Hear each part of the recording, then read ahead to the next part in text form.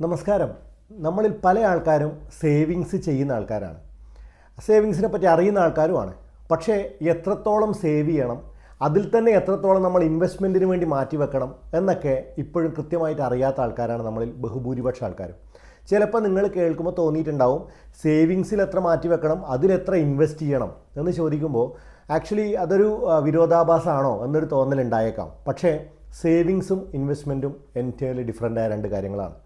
Savings എന്ന് പറയുമ്പോൾ നമ്മുടെ പ്രിൻസിപ്പൽ എമൗണ്ട് നഷ്ടപ്പെടാതെ സുരക്ഷിതമായിട്ടുള്ള കാര്യത്തിനെയും, ഇൻവെസ്റ്റ്മെൻ്റ് എന്ന് പറയുമ്പോൾ നമ്മൾ ചെറിയ റിസ്ക്കുകളൊക്കെ എടുത്തുകൊണ്ട് ചെയ്യുന്ന ഒരു സമ്പാദ്യശീലത്തിനെയുമാണ് ഇൻവെസ്റ്റ്മെൻറ്റ് എന്ന് പറയാം.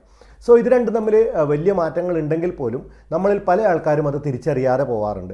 ഇനി അതുപോലെ തന്നെ നമ്മൾ വരുമാനത്തിൻ്റെ എത്ര ശതമാനമാണ് നമ്മൾ ജീവിതത്തിലേക്ക് ചിലവിന് വേണ്ടി മാറ്റിവെക്കേണ്ടത്, എത്രയാണ് സേവിങ്സിലേക്ക് മാറ്റിവെക്കേണ്ടത്, എത്രയാണ് പ്യുവർ ഇൻവെസ്റ്റ്മെൻറ്റിലേക്ക് മാറ്റിവെക്കേണ്ടത്, എത്രയാണ് നമ്മുടെ ലിക്വിഡ് മണി അസറ്റായിട്ട് നമ്മൾ മാറ്റിവെക്കേണ്ടത്, ഇങ്ങനെയുള്ള ഒരുപാട് കാര്യങ്ങൾ പല ആൾക്കാർക്കും ഇന്നും അറിയാത്ത ആൾക്കാരുണ്ട്. ശരിക്കും പറഞ്ഞാൽ ഇതിനൊരു പ്രിൻസിപ്പൽ ഒരു പേഴ്സൻറ്റേജ് വെച്ച് പറയുകയാണെങ്കിൽ നമുക്ക് 60-30-10 എന്ന രീതിയിൽ നമുക്ക് പറയാം. അതായത് നമ്മുടെ ടോട്ടൽ വരുമാനം, ഒരു എക്സാമ്പിളിന് 1 ലക്ഷം രൂപയാണ് നമ്മുടെ മാസ വരുമാനം എന്ന് കൂട്ടുക. അപ്പോൾ അതിൻ്റെ 60% എന്ന് പറയുമ്പോൾ 60,000 രൂപ. ഈ 60,000 രൂപയ്ക്കുള്ളിൽ നിന്നുള്ള മാക്സിമം ചിലവുകൾ മാത്രമേ നമുക്ക് ഉണ്ടാവാൻ പാടുള്ളൂ. അത് നമ്മുടെ മക്കളുടെ വിദ്യാഭ്യാസം അടക്കം, അല്ലെങ്കിൽ നമ്മുടെ എല്ലാ ചിലവുകളും അടക്കം, നമ്മൾ ചെയ്യുന്ന ലക്ഷറി അല്ലെങ്കിൽ നമ്മുടെ എക്സ്പെൻസ് എല്ലാം ഉൾപ്പെടുത്തിയിട്ട് ഈ പറയുന്ന 60% നിർത്താൻ നമ്മളെ കൊണ്ട് പറ്റണം. അതായത് 60,000 രൂപയ്ക്ക് അപ്പുറത്തേക്ക് എക്സ്പെൻസ് പോകരുത് എന്നർത്ഥം. ഇനി ബാക്കിയുള്ള 30%, ആ 30%നെയും നമുക്ക് വേണമെങ്കിൽ 20-10 എന്ന രീതിയിൽ വീണ്ടും നമുക്ക് ഡിവൈഡ് ചെയ്യാവുന്നതാണ്.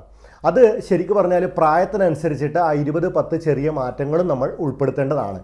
അതായത് ഒരു മനുഷ്യനെ സംബന്ധിച്ചിടത്തോളം ഇക്വിറ്റി എക്സ്പോഷറിലേക്കുള്ള ഇൻവെസ്റ്റ്മെൻറ്റിന് നമുക്ക്, അല്ലെങ്കിൽ സമ്പാദ്യശീലത്തെ നമുക്ക് ഇൻവെസ്റ്റ്മെൻ്റ് എന്നും, അതുപോലെ തന്നെ നമ്മൾ കൂടുതലായിട്ട് കൃത്യമായ ലാഭം കിട്ടുമെങ്കിലും ഇല്ലെങ്കിലും നമ്മുടെ നഷ്ടം സംഭവിക്കില്ല എന്ന് ഉറപ്പുള്ളതിനെ നമ്മൾ സേവിങ്സിലേക്കും മാറ്റിവെക്കുന്നു. ഇവിടെ ഈ പറയുന്ന 30%-ൽ 20% എന്ന് പറയുന്ന മാറ്റിവെക്കുന്നതിൽ നമ്മളെ സംബന്ധിച്ചിടത്തോളം ആ ഒരു 66% നമ്മൾ ചെയ്യേണ്ടത് ഇൻവെസ്റ്റ്മെൻറ്റിലേക്കാണ്. നമ്മുടെ പണം ചെറിയ റിസ്കിലൂടെ നല്ല രീതിയിൽ വളരുന്ന മേഖലകളിൽ. ഇനി ബാക്കിയുള്ള 10% നമുക്ക് ബാങ്കിലോ അല്ലെങ്കിൽ FD പോലെയുള്ള സ്ഥിര നിക്ഷേപം കിട്ടുന്ന മേഖലകളിലേക്കോ, അല്ലെങ്കിൽ മ്യൂച്വൽ ഫണ്ട് തന്നെ നമുക്ക് ഡെപ്റ്റ് fund, liquid fund, short term fund, അല്ലെങ്കിൽ ഹൈബ്രിഡ് ഫണ്ടുകൾ, ഇതൊക്കെ വേണമെങ്കിൽ നമുക്ക് ഈ കാറ്റഗറിയിൽ ഉൾപ്പെടുത്താവുന്നതാണ്. ഇനി ബാക്കിയുള്ള 10 എന്ന് പറയുന്നത് അത് നമ്മളൊരു എമർജൻസി ഫണ്ട് എന്ന രീതിയിൽ മാറ്റിവെക്കേണ്ടതാണ്. അതായത് നേരത്തെ പറഞ്ഞ എക്സാമ്പിളിലാണെങ്കിൽ 1 ലക്ഷം രൂപ വരുമാനമുള്ളൊരു വ്യക്തി 60,000 രൂപ വീട്ടിലെ ചെലവുകൾക്ക് വേണ്ടി മാറ്റിവെക്കുന്നു. ബാക്കി വരുന്ന 40,000 രൂപയിൽ 30,000 രൂപ പുള്ളി ഇൻവെസ്റ്റ്മെൻറ്റ് പ്ലസ് സേവിങ്സ് എന്ന് പറയുന്ന ഒരു മേഖലയിലേക്ക് മാറ്റിവെക്കുന്നു. അതായത് അതിൽ തന്നെ 20,000 രൂപ ഇക്വിറ്റി എക്സ്പോഷറിലുള്ള ഒരു മേഖലകളിലേക്കും 10,000 രൂപ റിസ്ക് വളരെ കുറഞ്ഞ എന്നാൽ ലാഭസാധ്യത വളരെ കുറഞ്ഞത് തന്നെയായിരിക്കാം ഉറപ്പായിട്ടും, അങ്ങനെയുള്ള മേഖലകളിലേക്ക് മാറ്റിവെക്കുന്നു. ഇനി അവസാനത്തെ 10%, 10,000 രൂപ പുള്ളി ഈ പറയുന്ന നമ്മുടെ എമർജൻസി ഫണ്ടിലേക്കാണ് മാറ്റിവെക്കുന്നുണ്ടാവുക, അല്ലെങ്കിൽ മാറ്റിവെക്കേണ്ടത്. ഇനി എന്താണ് ഈ എമർജൻസി ഫണ്ട്? നമുക്ക് നിലവിൽ എന്തെങ്കിലും സാഹചര്യം, നമ്മൾ മുന്നോട്ട് പോകുന്ന സാഹചര്യത്തിൽ എന്തെങ്കിലും തരത്തിലുള്ള ബുദ്ധിമുട്ടുകൾ സംഭവിച്ചാൽ നമ്മുടെ കുടുംബത്തിൻ്റെ കൃത്യമായ ചിലവുകൾ മുന്നോട്ട് പോകണം എന്നുള്ള രീതിയിലാണ് ഈ പറയുന്ന എമർജൻസി ഫണ്ട് നമ്മൾ മാനേജ് ചെയ്യേണ്ടത്. ഇവിടെ ജോലി നഷ്ടപ്പെടുക, എന്തെങ്കിലും തമ്മിലുള്ള അസുഖങ്ങൾ, ഇങ്ങനെയുള്ള കാര്യങ്ങളൊക്കെ ഈ എമർജൻസി ഫണ്ട് വരാനുള്ള കാരണമായേക്കാം. നമ്മൾ ചെയ്യേണ്ടത് ഈ പറയുന്ന 10,000 രൂപ നമ്മൾ മാറ്റി വെച്ചിട്ട് നമ്മൾ ഈ എമർജൻസി ഫണ്ട് എത്രയാണ് നമ്മൾ കീപ്പ് ചെയ്യേണ്ടത് പലരും ചോദിക്കാറുണ്ട്. നിങ്ങളുടെ മാസ ബഡ്ജറ്റിൻ്റെ ചുരുങ്ങിയത് 6 ഇരട്ടിയെങ്കിലും നമ്മൾ അതിനു വേണ്ടി മാറ്റി വെക്കണം എന്നാണ് പറയുക. ഒരു എക്സാമ്പിളായിട്ട് നേരത്തെ പറഞ്ഞ എക്സാമ്പിൾ 60,000 രൂപയാണ് അയാളുടെ ചിലവ്.